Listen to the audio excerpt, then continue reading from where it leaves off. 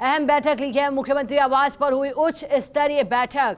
मुख्यमंत्री गहलोत की अध्यक्षता में बैठक हुई। कानून व्यवस्था से जुड़े विभिन्न मुद्दों पर इन बैठक में चर्चा हुई। बैठक में सीएस उषा शर्मा, प्रमुख सचिव गृह Anand Kumar, DGP Umesh Mishra, DG Rajiv Kumar Sharma, ADG crime Dinesh MN, ADG intelligence S Singh थिर भी मौजूद रहे हैं। और आज ये बैठक और तस्वीरें भी आपके सामने है। बैठक के दौरान क्योंकि कानून व्यवस्था को लेकर के चर्चा हुई है लगातार, क्योंकि अब देखिए ताबड़तोड़ कार्रवाई तो की जा रही है, पुलिस भी लगातार भूमिका अपनी अदा कर रही है।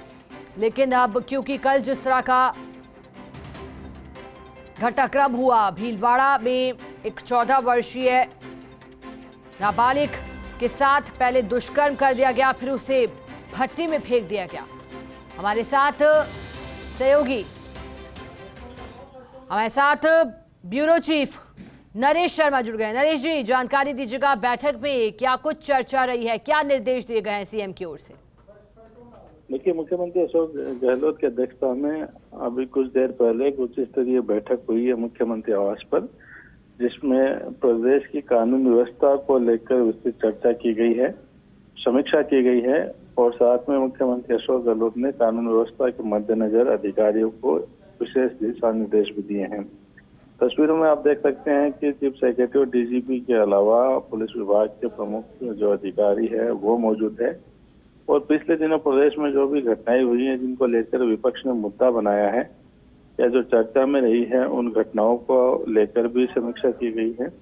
लेकिन साथ में पुलिस ने जिस तरह से त्वरित कार्रवाई की है, उसके लिए भी मुख्यमंत्री अशोक गहलोत ने पुलिस विभाग को कहा है कि जो भी अपराध करते हैं उन पर तुरंत कार्रवाई होनी चाहिए, जिस तरह से हाल के मामलों में की है। और चूंकि आने वाले समय में जो अगर कोई अपराध की घटना होती है तो पुलिस की प्राथमिकता होनी चाहिए कि अपराधियों को जल्द से जल्द पकड़ा जाए और उनको कड़ी से कड़ी सजा दिलाई जाए। इसके कुछ जो उसके लिए एक एक्शन प्लान तैयार हो और जल्द से जल्द सुनवाई करके, खासकर जो काफी कैसे हीनियस जो क्राइम है उनको लेकर मुख्यमंत्री अशोक गहलोत काफी गंभीर नजर आए।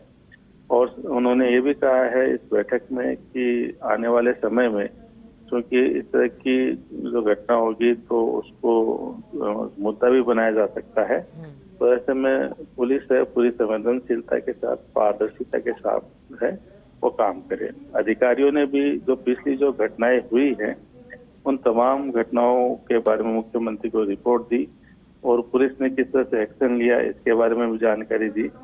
और आने वाले समय में किस चुनौतियां हो सकती है उसको लेकर किस तरह पुलिस की तैयारियां है उसको लेकर भी मुख्यमंत्री अशोक गहलोत को ब्रीफ किया है। नरेश जी, एक और सवाल आपसे, करीब कितनी देर तक ये बैठक चली? और क्योंकि हाई लेवल मीटिंग इसे माना जा रहा है, सबसे पहले तस्वीरें भी दिखा रहे, करीब कितनी देर बैठक चली? काफी महत्वपूर्ण मीटिंग रही है ये, जिसमें जैसे मैंने कहा कि कई प्रमुख अधिकारी मौजूद थे। और चूंकि लगातार मुख्यमंत्री अशोक गहलोत इससे पहले भी मीटिंग लेते रहे हैं कानून व्यवस्था को लेकर, क्योंकि प्रदेश के मुखिया भी है और साथ में गृह मंत्री भी है और इस नाते लगातार वो पुलिस विभाग की मीटिंग लेते रहे हैं। इससे पहले एसपी से भी उनकी मीटिंग वर्चुअल हुई है, पीएचक्यू भी मुख्यमंत्री जाते रहे हैं। आज की जो मीटिंग है वो भी करीब जो 45 मिनट से लेकर 1 घंटे तक की मीटिंग रही। तो मुख्यमंत्री चूंकि अभी फैक्ट्री कांड जा नहीं पाए थे, तो ऐसे में उन्होंने अपने निवास पर ये बैठक बुलाई और प्रदेश में पिछले दिनों जो महत्वपूर्ण घटनाएं थी, खासकर विपक्ष ने जिस तरह से मुद्दा बनाया था, प्रदर्शन किया था और गृह मंत्री के नाते मुख्यमंत्री से सवाल भी किए थे, तो मुख्यमंत्री ने हालांकि जवाब भी दिए, आंकड़े भी पेश किए हैं कि किस तरह से प्रदेश में कानून व्यवस्था को लेकर काम हो रहा है। अन्य प्रदेशों से भी जो तुलनात्मक आंकड़े हैं मुख्यमंत्री ने पेश किए थे।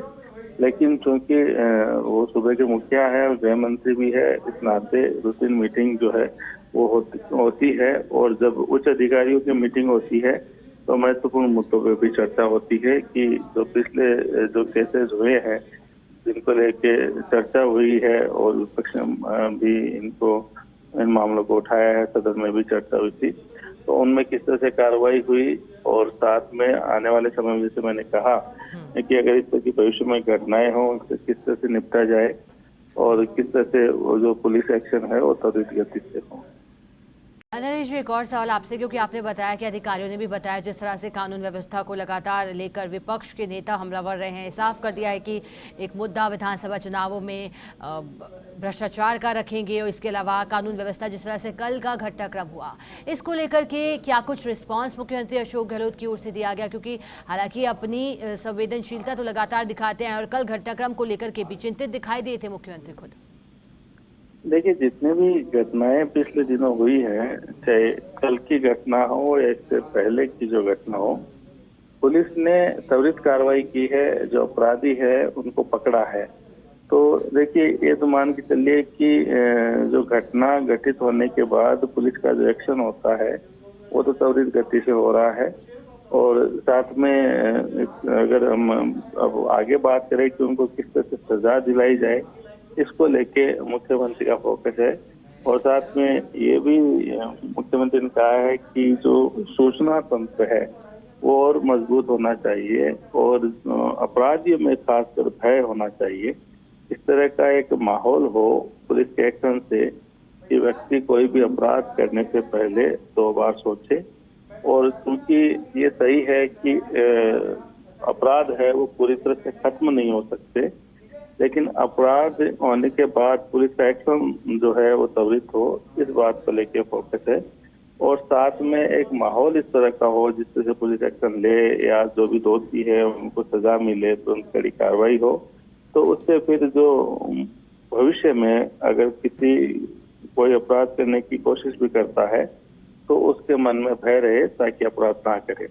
और ये माहौल के कारण ही ये तमाम चीजें नियंत्रित होती है। तो जैसे आपने कहा कि सिर्फ कल की घटना को लेके ही चर्चा नहीं हुई, उसको तो हुई, इसके अलावा भी जो पिछले कुछ दिनों में जो प्रमुख घटनाएं घटी है उनको लेके भी लगातार चर्चा हुई है। खासकर जो रेप के मामले हैं, हत्या के मामले हैं, के मामले, खासकर नाबालिगों के साथ जो मामले लगातार सामने आए हैं, उसको लेके मुख्यमंत्री अशोक गहलोत ने गंभीरता के साथ जो है वो पुलिस से काम करे, इसको लेके निर्देश दिए। चलिए, बहुत शुक्रिया नरेश जी आपका मैसेज जुड़ने के लिए, जानकारी के लिए। वक्त हो गया ब्रेक का।